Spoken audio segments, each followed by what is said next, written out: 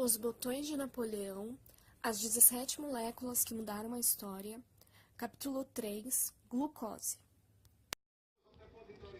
Como as especiarias, o açúcar foi outrora um luxo só acessível aos ricos, usado como condimento em molhos para carne e peixe.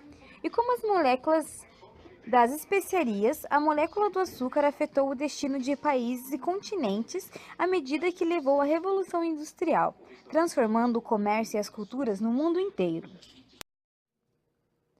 O açúcar pode ser extraído de muitas plantas em regiões tropicais, é usualmente obtido da cana-de-açúcar, em regiões temperadas da beterraba. A glucose é o mais comum dos açúcares simples.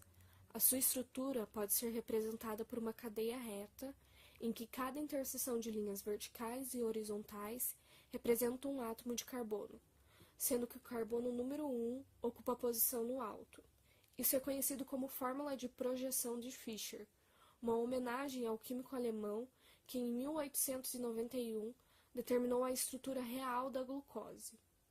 Embora as ferramentas e técnicas científicas que Fischer dispunha na época fossem muito rudimentares, os resultados que obteve figuram até hoje como um dos exemplos mais elegantes de lógica química e lhe valeram o Prêmio Nobel de Química de 1902.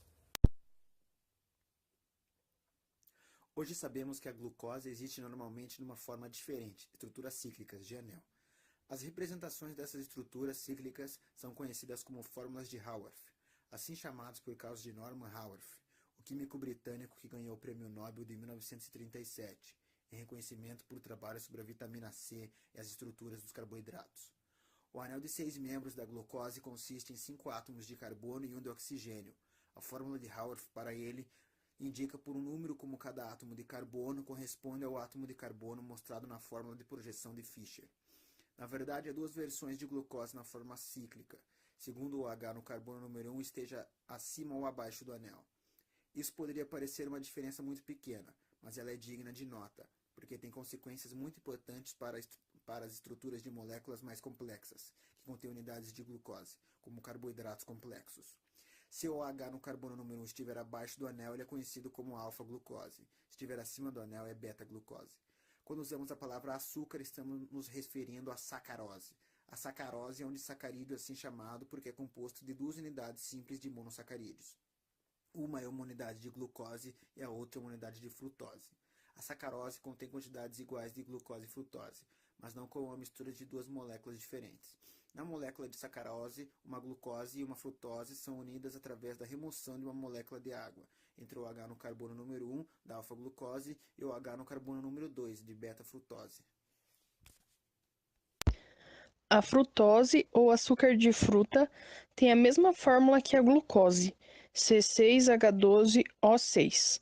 A frutose, porém, tem uma estrutura diferente. Seus átomos estão arranjados numa ordem diferente.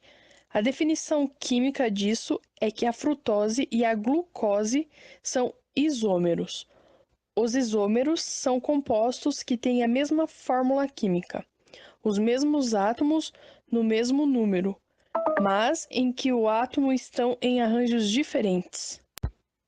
A lactose, também chamada de açúcar do leite, é um disacarídeo formado de uma unidade de glucose e uma unidade de outro monossacarídeo, a galactose. A galactose é um isômero da glucose. A única diferença é que na galactose, o grupo OH no carbono número 4 está acima do anel e não abaixo dele como na glucose. Há numerosos outros não-açúcares que têm sabor doce, e alguns desses componentes são a base da bilionária indústria dos adoçantes artificiais. Além de ter uma estrutura química que imita de algum modo a geometria dos açúcares, o adoçante artificial precisa ser solúvel na água, não tóxico e muitas vezes não metabolizado no corpo humano. Essas substâncias costumam ser centenas de vezes mais doces que o açúcar. O primeiro dos adoçantes artificiais modernos a ser desenvolvido foi a sacarina, que é a sacarina não tem nenhum valor calórico e não se levou muito tempo para começar a explorar comercialmente essa combinação de doçura e ausência de calorias. A ideia original foi usá-la como substituto do açúcar na dieta de pacientes diabéticos, mas rapidamente o adoçante passou a ser visto como um substituto do açúcar pela população em geral. A preocupação com a possível toxicidade da substância e o problema de um gosto metálico que ela deixava na boca levou ao desenvolvimento de outros adoçantes artificiais, como o ciclamato e O açúcar moldou a história humana. Foram os lucros proporcionados pelo enorme mercado do açúcar que se desenvolveu na Europa que motivaram o envio de escravos africanos para o Novo Mundo. Sem o açúcar, o tráfico escravista teria sido muito reduzido. Sem escravos, o comércio do açúcar teria sido muito reduzido. O açúcar provocou o enorme aumento da escravidão e os lucros que gerou a mantiveram. A riqueza dos estados da África Ocidental, seus povos, foram transferidas para o Novo Mundo para criar riqueza para outros.